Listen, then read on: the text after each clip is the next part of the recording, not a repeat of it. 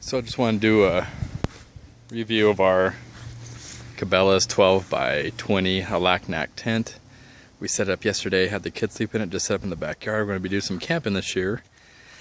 So anyway, it's a pretty good sized tent. We bought pretty much all the accessories on it. We have the Entryway on the other side, we'll show in a minute. We have the extra inside ground cloth. We bought the stove to go with it.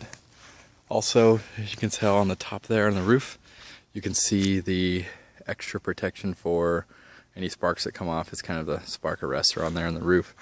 So let me go around the front here. I'm not going to show you how we set it up inside.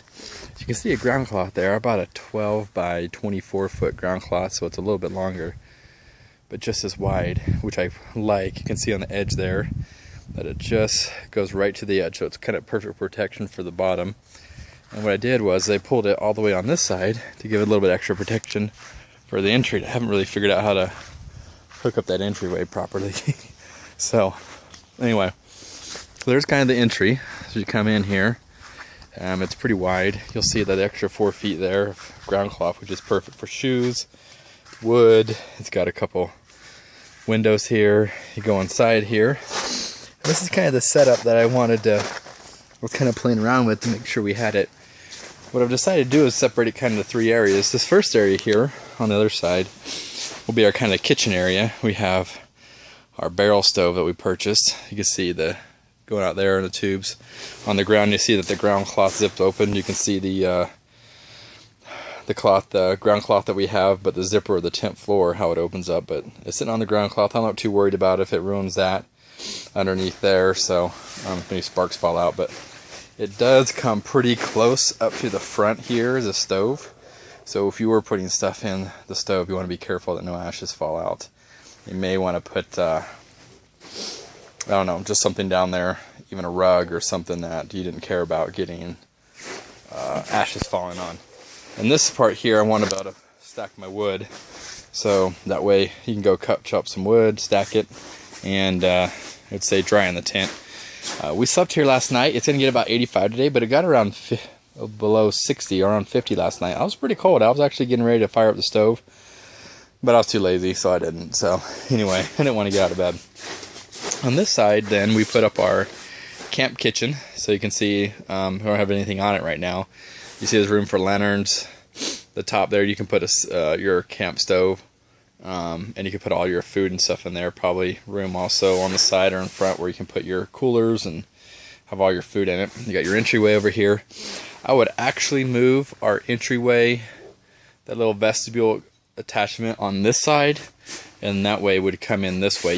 That way you could also stack wood outside here, have your shoes, you'd be coming in here. I do want to get some rugs to put on the ground too, to make it more homely, but whatever.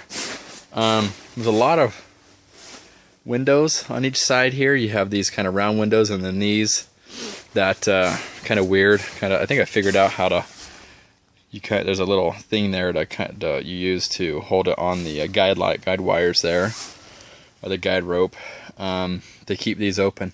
It doesn't come undone, but it will allow air to come in. So kind of opened everything up because it's in the day. It's almost 85 here, and it's getting pretty warm.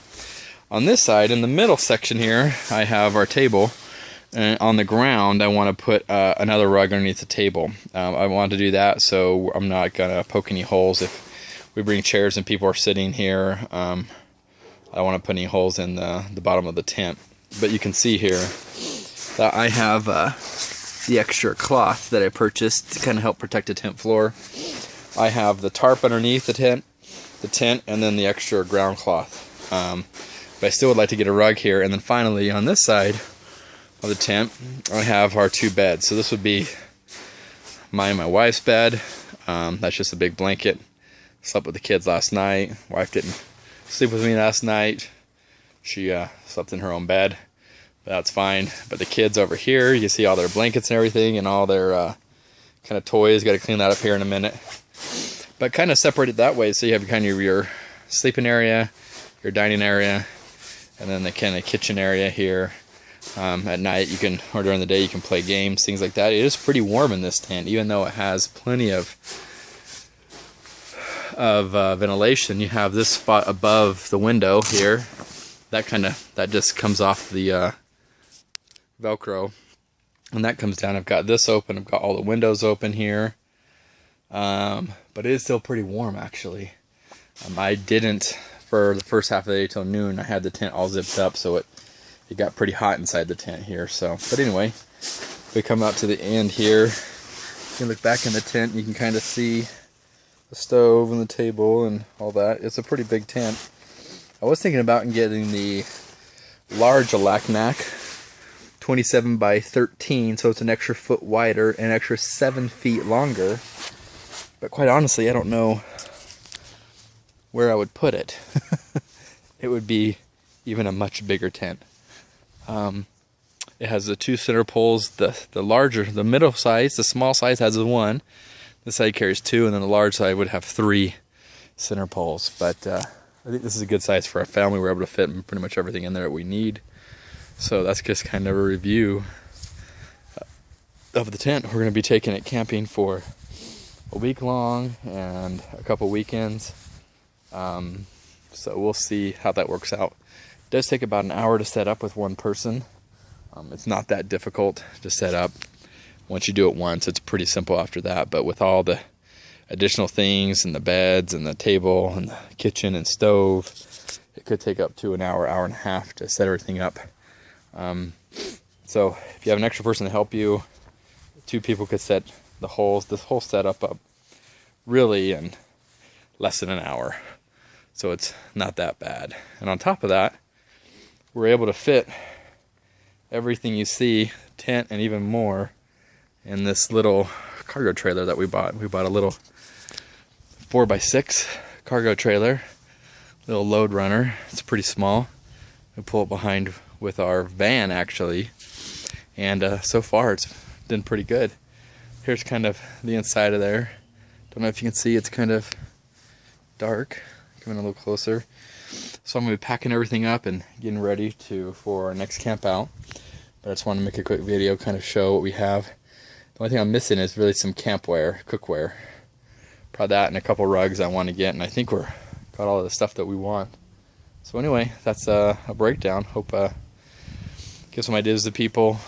But in a couple of years we'll probably get a much bigger trailer, get a bigger truck, get a truck, and we'll be able to add more stuff to our list here.